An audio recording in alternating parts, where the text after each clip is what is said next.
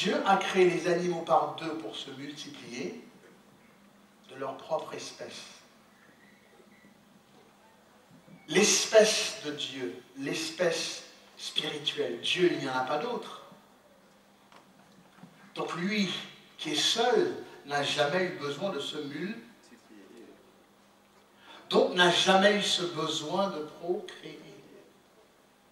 Et en créant Adam sur terre, comment Adam a assujettir et se multiplier s'il ne trouve pas une aide semblable à lui? Il ne pourra jamais le faire, car ce sont des animaux. Et la femme est l'outil entre les mains de Dieu pour que l'humanité ou l'homme humain, l'espèce humaine, en fait la femme est la partenaire dans cette procréation de Dieu. Le monde n'existerait pas sans la femme. Dieu n'a jamais ou n'est jamais venu prendre un homme pour lui montrer quoi que ce soit. Ça a toujours été la femme. L'Ancien Testament, c'est Ève. Nouveau Testament, Marie. En fait, nous avons constamment écrasé ou voulu détruire les femmes parce qu'on n'a pas su la place précise qu'elle avait. Et si nous les hommes, nous pensons que ce monde-là n'est que pour nous, en fait, il n'existera pas de race ou d'espèce dite humaine sans la femme. En fait, la position de la femme entre les mains de Dieu est beaucoup plus grande que tu ne le crois. Car, je vais t'expliquer quelque chose. Pour labourer, pour travailler, pour suer dans notre front, et pour souffrir, pour manger, c'est notre travail à nous les hommes. C'était notre première mission. Et parce qu'on n'a pas écouté Dieu, notre mission est avec la sueur de notre front. Mais la mission de la femme, si tu remarques bien, Dieu lui a dit, c'est que tu vas procréer, tu continueras, mais il va t'augmenter les douleurs. Quelle grosse punition! Oh là là là là!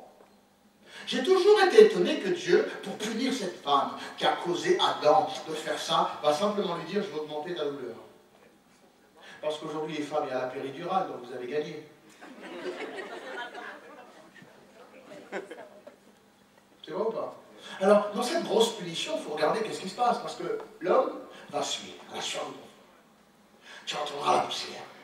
Et tu as été vraiment fâché contre l'homme. Pourquoi? Parce que cet homme-là avait une mission. Cette femme-là avait une mission. Les deux avaient une mission précise. Et si tu lis bien ce que Dieu a dit à l'homme et à la femme, elles ne sont pas pareilles. Et si Dieu a puni l'homme, et que dans la punition nous voyons la mission de l'homme, dans la femme nous voyons aussi sa mission. C'est bon ou pas? La femme est l'outil divin pour perpétuer et donner naissance aux hommes, aux femmes de Dieu sur terre. La femme ne doit pas être maltraitée, mal utilisée pour autre chose que d'être un outil entre les mains de Dieu. La femme a une connexion avec l'Éternel qui est tellement connectée, tellement proche. La femme connectée à Dieu, c'est du 20 gigas. Nous les hommes, on est encore au 512. 512K. 512 kilowatts. Hein. Qui se rappelle l'Internet avant? Pourquoi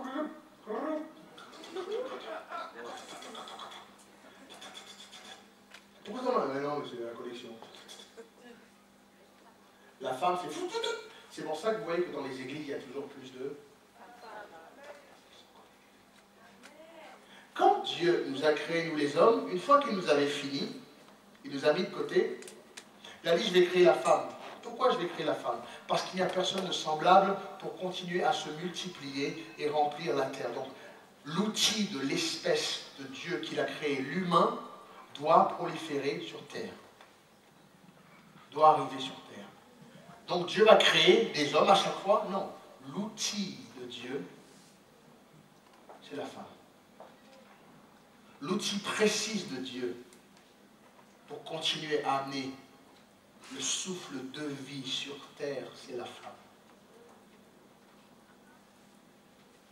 L'outil de Dieu pour que le souffle de Dieu continue à arriver sur terre, c'est la femme. À ton avis, pourquoi les anges ont voulu salir ça?